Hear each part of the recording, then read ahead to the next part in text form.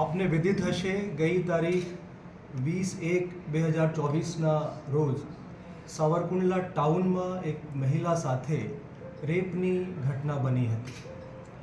જ્યારે આ બનાવ બન્યું તુરત જ પોલીસની ટીમો ત્યાં પહોંચીને ગુનો દાખલ પોલીસ સ્ટેશનમાં કરવામાં આવ્યો.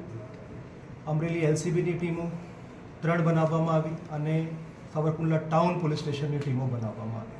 એ બહુ ચકચારી એક બનાવ હતું અને ફક્ત એક CCTV ફૂટેજ સિવાય કોઈ બીજા પુરાવા પોલીસ પાસે ના હતો.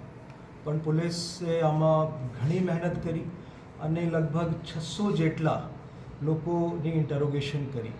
એ રાત્રિમાં જે 4 કલાકમાં જે પણ લોકો ત્યાંથી પસાર થયા, આમાં ટ્રક ડ્રાઈવર્સ 100થી વધારે, આ તમામ લોકોની ઇન્ટરોગેશન કરવામાં આવી અને સાવરકુંડલા ટાઉનમાં જ્યાં બનાવ બનવા પામેલ હતું એની આજુબાજુના વિસ્તારમાં જે શકમંદો લોકો હતા એ લોકોની પણ પૂછપરછ કરવામાં આવી.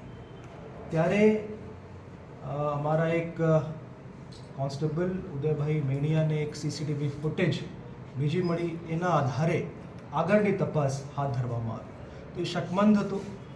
શકમંદ વ્યક્તિ પોતાના ગુનો કબૂલ કરતો ન હતો.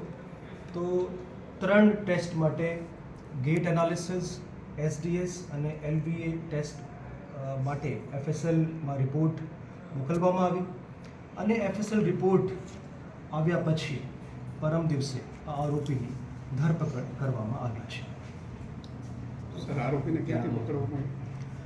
આરોપી બાજુમાં જ એક કોલસાની ભઠ્ઠી ઉપર કામ કરતો હતો અને બાજુના એક ગામ છે ચરખડિયા, ત્યાંના આ જે આરોપી છે નિવાસી છે. આશ્રમમાં વારંવાર આવતો તો એવું હતું?